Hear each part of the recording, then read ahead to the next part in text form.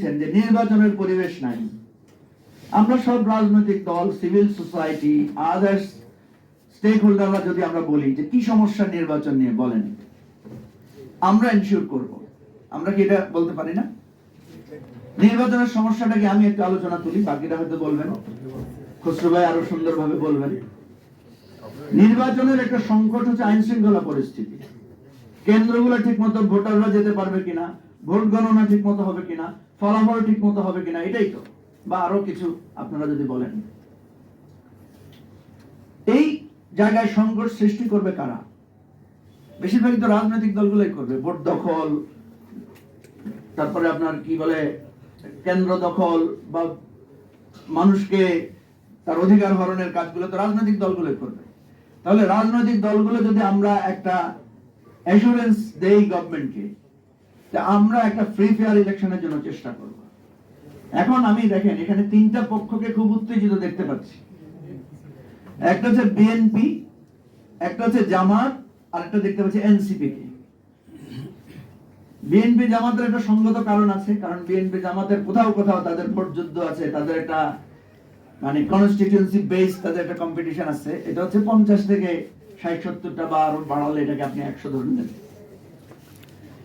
NCP যেহেতু একটা new craze, তারা যেহেতু এখন কেউ মনে করেন যে তারা ডিফেক্টো ক্ষমতাসীন দল, সুতরাং তাদের একটা উত্তেজনা আছে, তাদের একটা কম্পিটিশনের জায়গা আছে। আরেকটা সংকট আছে, সেটা আমার বলা উচিত না, তারপরে আমি বলছি, একটু সমালোচনা শুনলেও বলবো। সেটা হচ্ছে বড় দলগুলো আভ্যন্তরীণ একটা ক্ল্যাশ বা কোন্দল থাকতে পারে। ধরেন বিরোধী প্রার্থী, অর্থাৎ আপনি একজনকে প্রার্থী দিলেন, সেখানে একজন বিদ্রোহী প্রার্থী আসবে। এই বিদ্রোহী প্রার্থীর একটা মারামারি, একটা পরস্পর প্রতিযোগিতা, ভোটারদেরকে টানাটানি, মিছিলে হামলা, তারপরে ওই যে নির্বাচনী কি বলে ওগুলাকে, নির্বাচনী যে বানানো হয় কেন্দ্র এজেন্ট, এগুলা নিয়ে মারামারি হতে পারে। এখন একটা প্রশ্ন আসছে যে যখন সিটি কলেজ আর ঢাকা কলেজ মারামারি হয়, পুলিশ কিছু করতে পারে না। যখন জগন্নাথের ছাত্ররা আপনার যমুনা ঘেরাও করতে আসে, তখন পুলিশ দ্বিধাগ্রস্ত হয় যে কি বোমা মারবো, না লাঠি চার্জ করবো, না ছাইড়া দিব। ছাইড়া দিলে ছেলেরা যমুনা ভবনে ঢুকে, আর বাধা দিলে লাঠি চার্জ করলে পেপারে পত্রিকা আসবে যে ফেসিবাদের পুলিশ এখন বিপ্লবের ছাত্রদের উপরে মারতেছে। তো নির্বাচনের সময় পুলিশ কাকে লাঠি চার্জ করবে? ধরেন বিএনপি আর জামাতের মিছিল মুখোমুখি হইল, জামাতরে মানলে ওরা বলবে যে আমরা তো এই গোপনে এই আন্দোলনের প্রধান শক্তি ছিলাম, আর বিএনপি কে মানলে বলবে যে আমাদের মানে 17 বছর 18 বছরের সংগ্রাম, আমাদেরকে এটাই প্রাপ্য ছিল।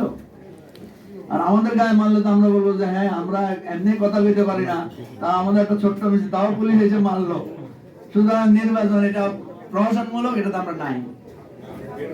ভাই আমি কি কোনো খারাপ কিছু কইতেছি? আপনারা চুপচাপ বসে রয়েছেন, সব সম্মতি দিয়েন যে কথা ঠিক আছে কিনা। এই যে একটা সম্ভাব্য সংকট, আমি সেটা নিয়ে আলোচনা করতে চাই। কারণ দেখেন এখানে রাজনীতিটা কিন্তু ঘুরপাক খাচ্ছে একটা ন্যারেটিভ দাঁড় করানোর পেছনে।